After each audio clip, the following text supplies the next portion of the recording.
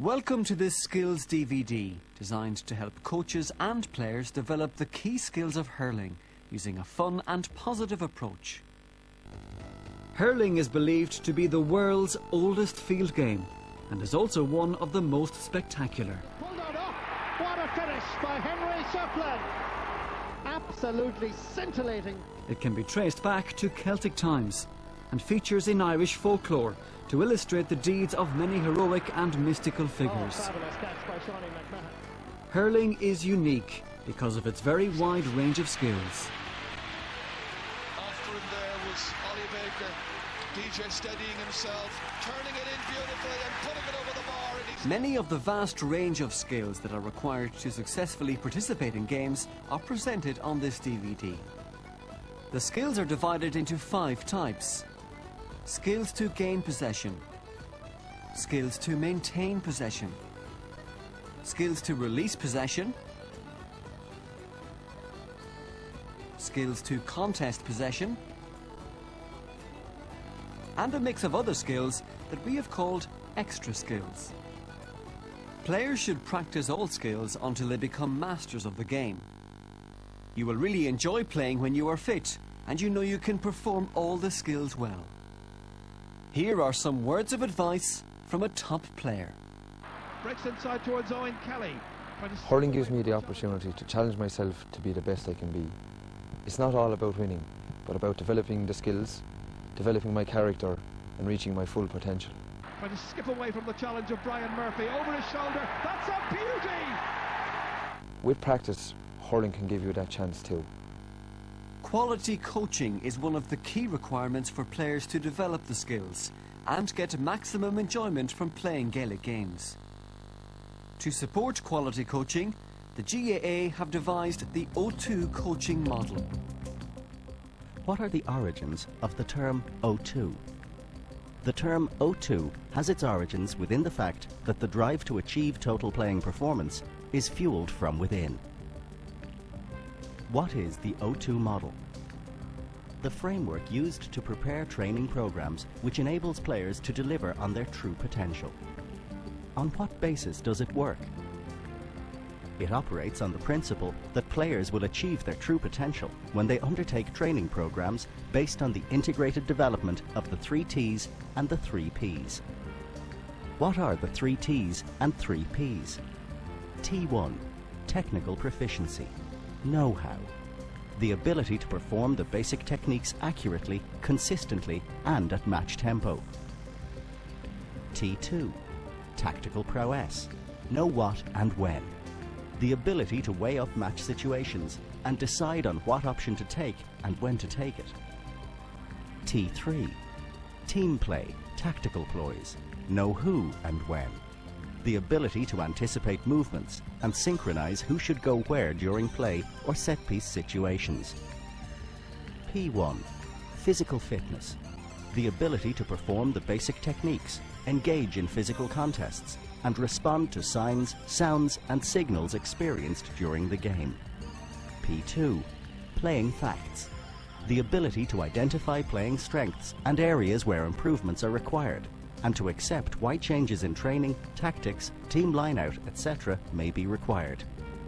P3, psychological focus, the ability to maintain attention on the here and now and switch concentration as the need arises. How can coaches contribute to this process? Coaches can assist players to get the most out of themselves by combining their coaching and communication inputs to create a cohesive team unit. Players who are part of a cohesive team unit will be competent, confident, composed, committed, and competitive.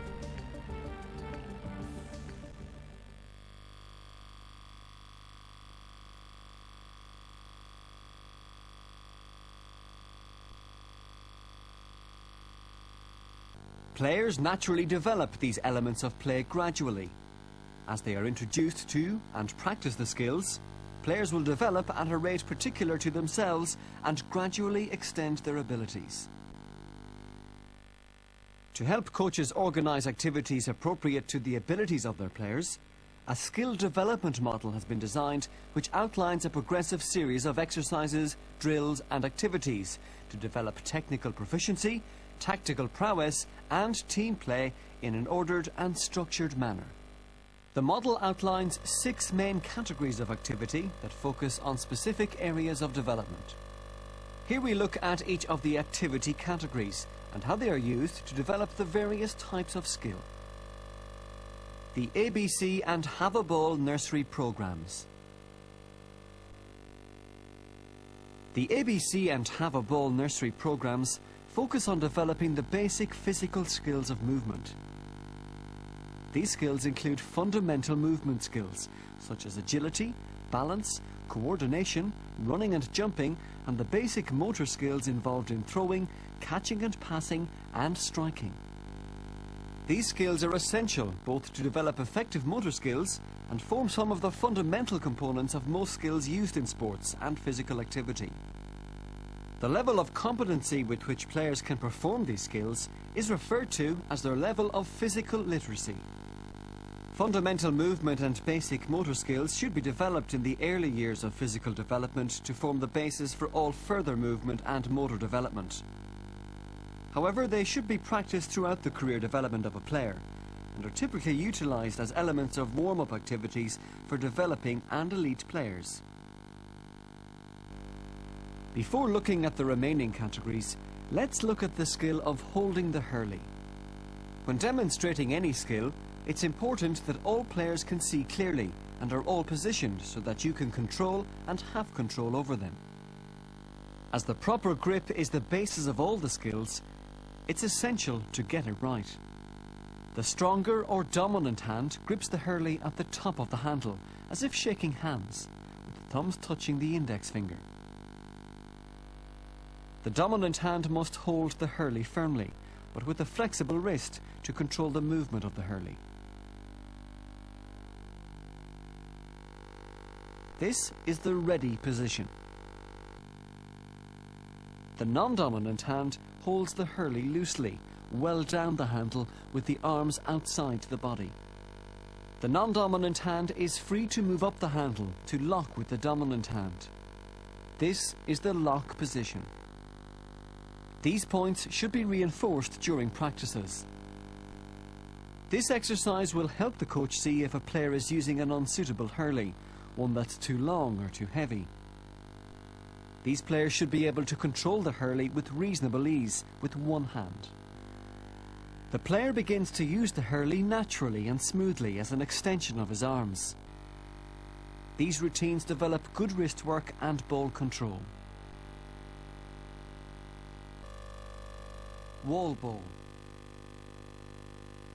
A hurling wall, handball alley and many other types of wall can provide for a range of different activities that a player can perform individually or in groups, often outside of structured coaching sessions.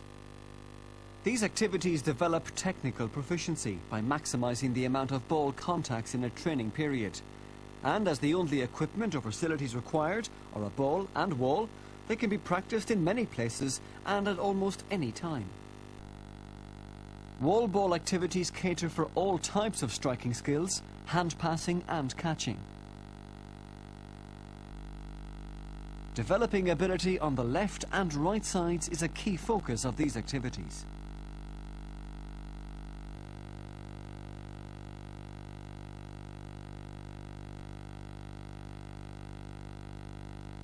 Here are some words of advice from a top player.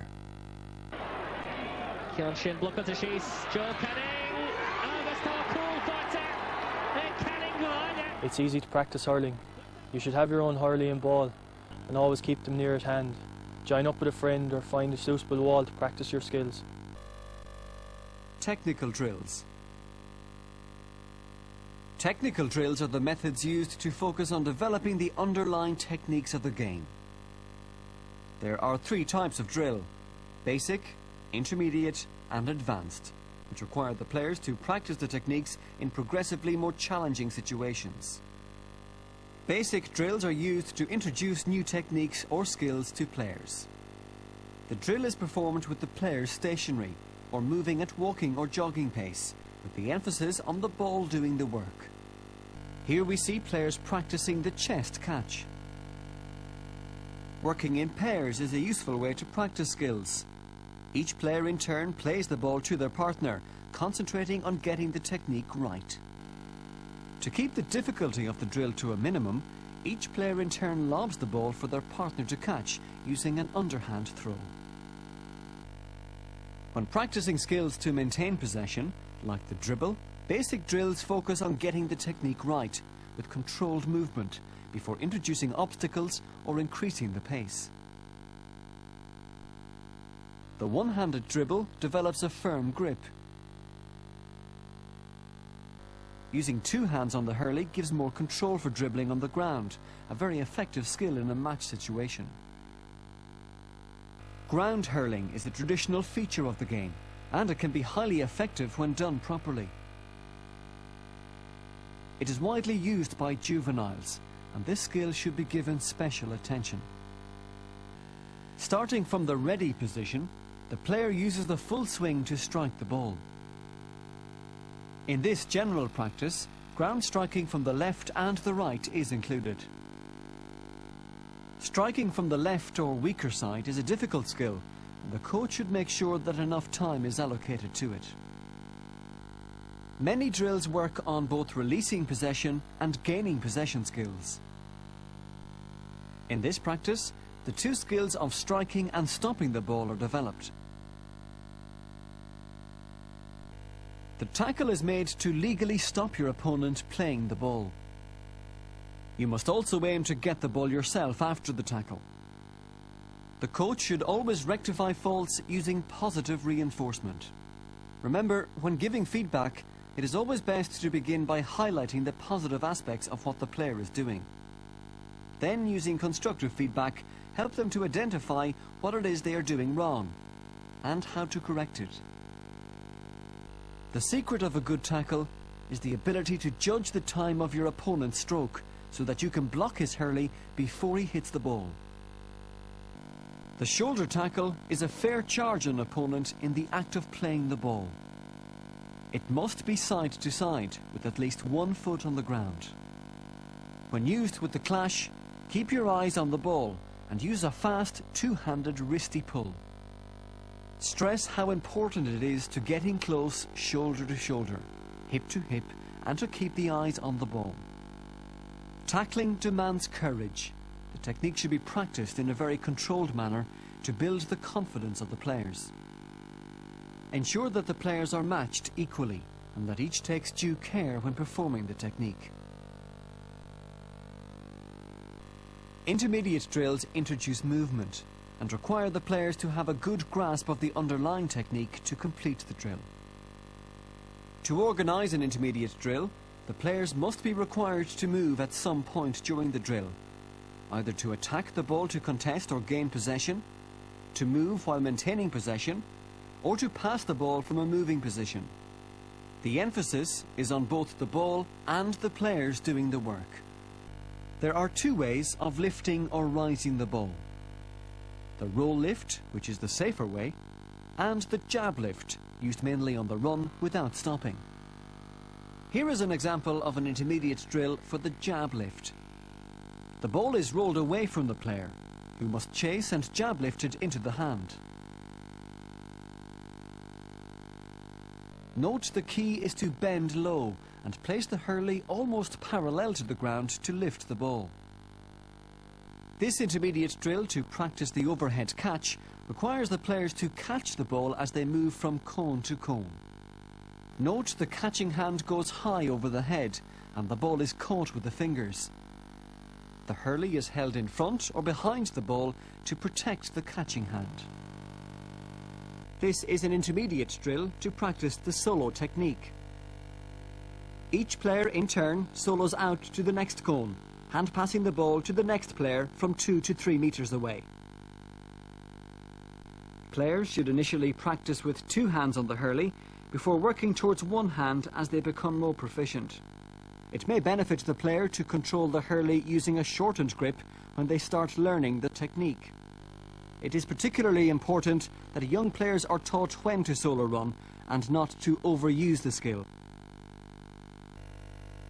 Being able to strike from the hand on both sides is essential to fully enjoying playing hurling. Players should practice striking in pairs from both sides in a controlled way until the skill is automatic on both sides. Here are examples of intermediate drills that challenge players to strike the ball while on the move and to a moving receiver.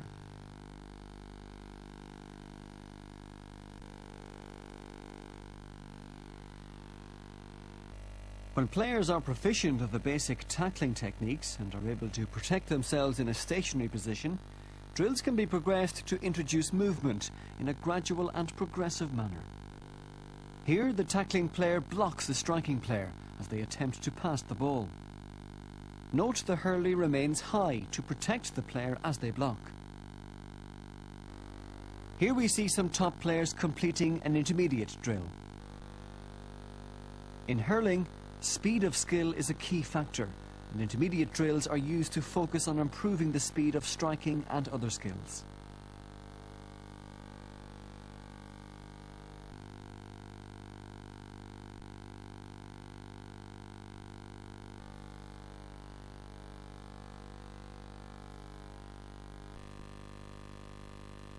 Advanced drills challenge the players to perform the technique or skill being practiced while faced with a greater number of challenges and approaching the intensity required to perform in a game situation.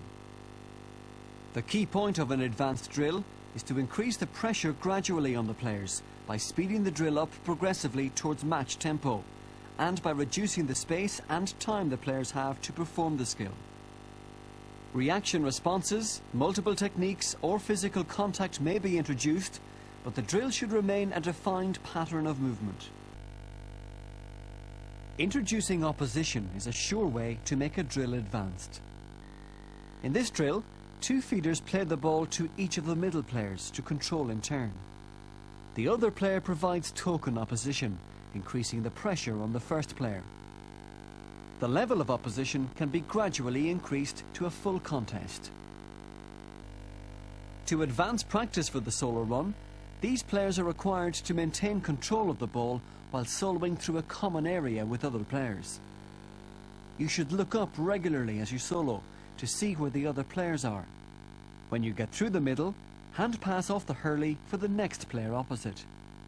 Note the ball is flicked from the hurley and passed with the non-dominant hand. Speed of striking is one of the key factors in hurling. Top players control and strike the ball quickly and efficiently. Here we see some top players completing an advanced drill. The player in the middle must catch and strike the ball back as it comes from each feeder. As the player in the middle improves, the feeders give him less time to return each ball before striking the other. The flick is a highly technical skill which enables the player to win the ball when the ball has been struck on the ground or in the air.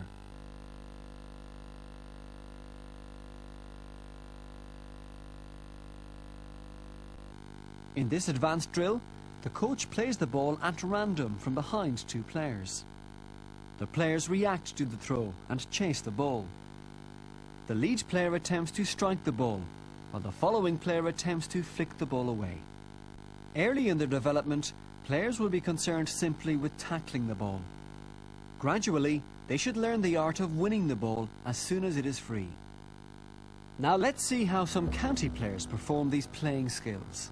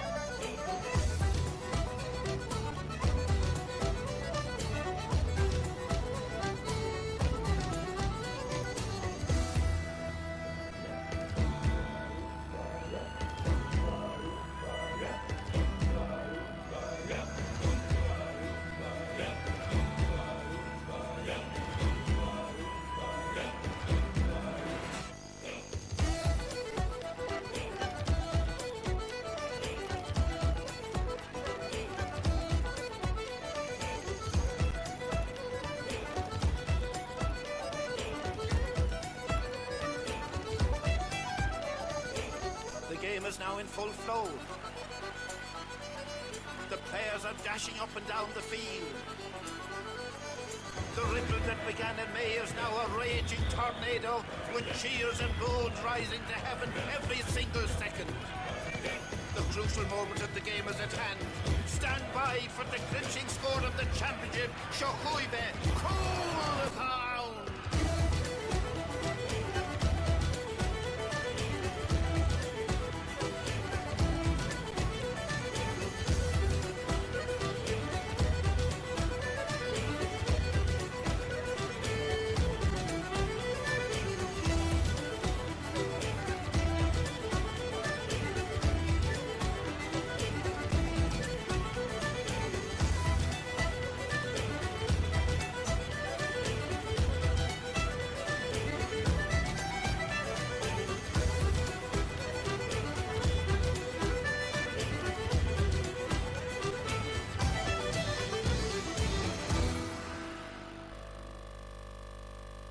Fun games. Because drills are mostly organised in lines, lanes, circles, squares or triangles, they may result in linear movement, and players only attend to what is happening in a limited area of their vision. Fun games and grid games allow random non-linear movement and prepare players for the type of movement that takes place during games. They also help to develop peripheral vision and awareness of teammates and opponents. From a technical proficiency point of view, fun games provide a variety of situations to challenge players to use skills in different ways. Players may be challenged to hit targets, to play the ball over an obstacle or net into a court, or to play field games with batters and fielders, or to work in small groups to invade opposition territory. Introducing competition to a drill, for example, how many passes can players complete in a minute, is a simple way to challenge the players further. Gameplay drills. Gameplay drills focus on developing tactical prowess and are sometimes referred to as match running drills or informal drills. The key elements of this type of drill are that players are forced to make decisions about where and when to move, about which skill to perform, or about when and how to perform the skill, as in a game. Small numbers of players are involved, typically 1 versus 1, 2 versus 1, or 3 versus 2. Gameplay drills involve opposition, and the player in possession may need to adapt their technique to successfully complete the drill. This gameplay drill can be used to develop soloing, evasion, striking and defending skills. The players work in pairs, 1 versus 1. Each attacker in turn solos out from the end line, shadowed by a defender. Rounding the cone, the attacker attempts to shoot for a point and the defender attempts to block. Many players on a team will get opportunities to score from play. When you're within scoring range, you should shoot for a point before being tackled. Look up for the posts, shortening your strike to avoid being hooked if necessary, then strike the ball firmly over the bar.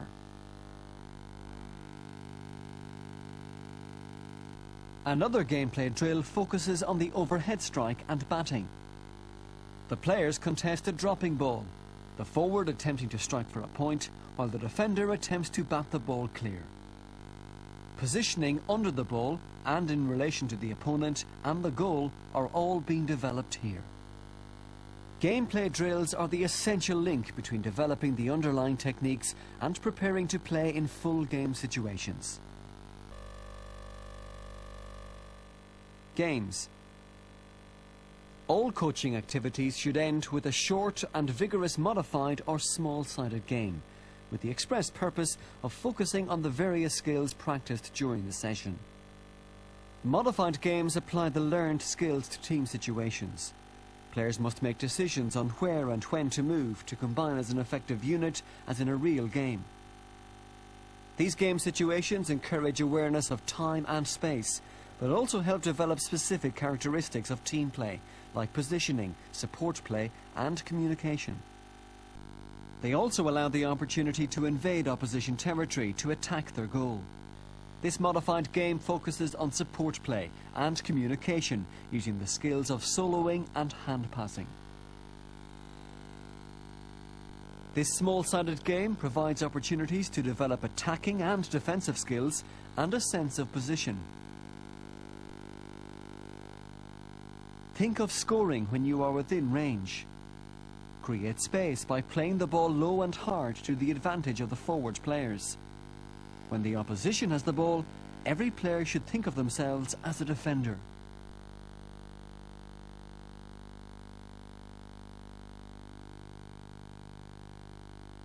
These games are also good physical training.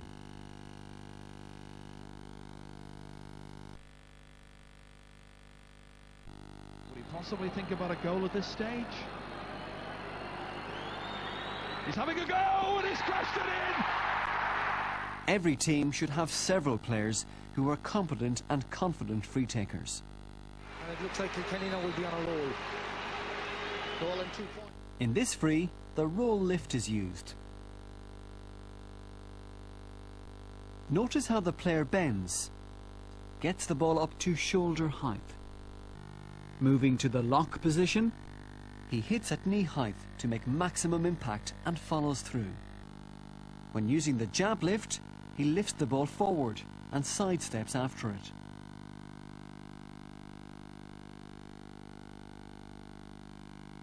To practice taking frees, begin from close range until you are happy with your results. As you build up confidence with practice, gradually increase the distance and variety of angles. Remember, a routine is vital to free taking. So be aware how you feel. Identify a routine and try to stick to it.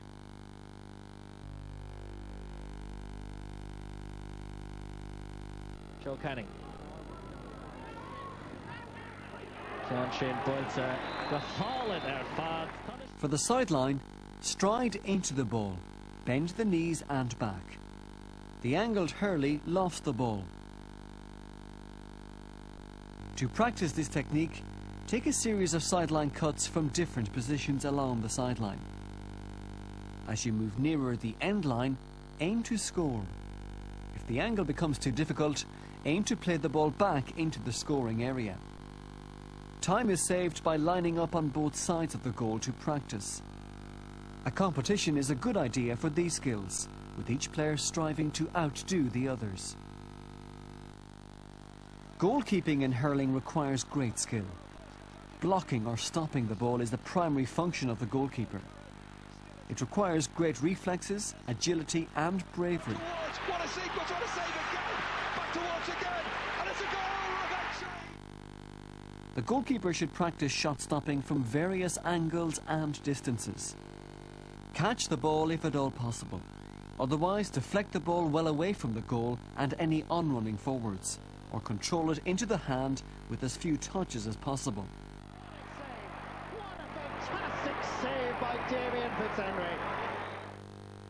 Always puck the ball out to the advantage of your own teammates. Puck out to Cork.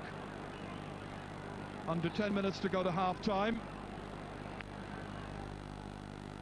Tight first half. That puck out lands towards Jodine.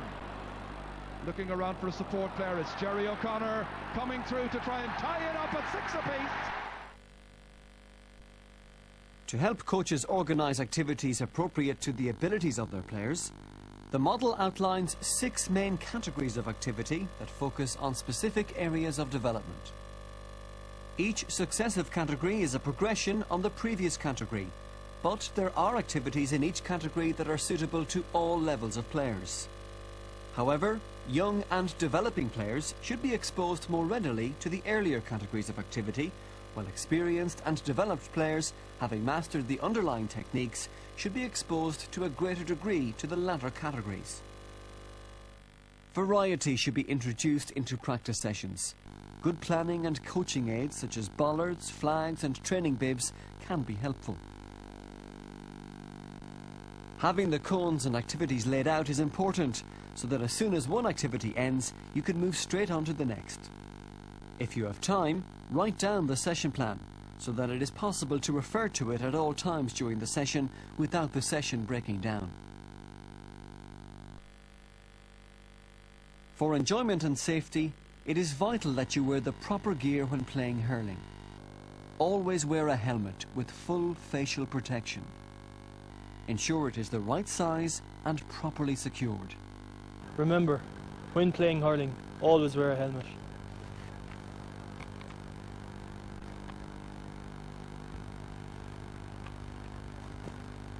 Hurling gloves can be worn to protect the hands, while boots should be tied properly. Ensure coaching equipment meets the required safety standards and that mobile goalposts are properly secured. If you are really serious about your game, you should know all the playing rules as they are printed in the official guide. The rules are there to protect our players. Respect the rules and make our games enjoyable for everybody. Remember, the referee and match officials are there to ensure the proper conduct of our games. Read the rules regularly so that you know them well, and ask your referee for help with them. You'll enjoy your game much more when you know exactly what each rule requires. Here are some words of advice from a top player. Hi, I'm Carl McKeegan. Playing hurling will give you a lifetime of enjoyment and fun. Opportunity to move forward with it and ran straight into Carl McKeegan. Always play within the rules. Respect your teammates, your opponents, the referee, the game, and above all yourself. Watch each individual skill movie to see more examples of each skill being performed by top players in a game situation. Present of mind, just hit it one-handed. Very difficult to hook, just to hurry out in front. As well as the individual key points for the skill and some of the most common errors that players make when learning and performing the skill. For those boys and girls who see this presentation, we hope that it has shown you how to perform the skills properly. The rest is up to you. But remember that looking at this DVD will not make you a good hurler. You must watch good players in action. And, above all, you must practice long and hard. For those coaches watching, remember a coach is a leader and a facilitator. Someone who empowers players to become the best they can be by assisting them and challenging them to achieve their true potential. Most importantly, coach and players should enjoy themselves, as hurling is a game to be enjoyed. Enjoyment comes from knowledge of the game, its traditions, its top teams and players. But enjoyment also comes from knowing how to play well.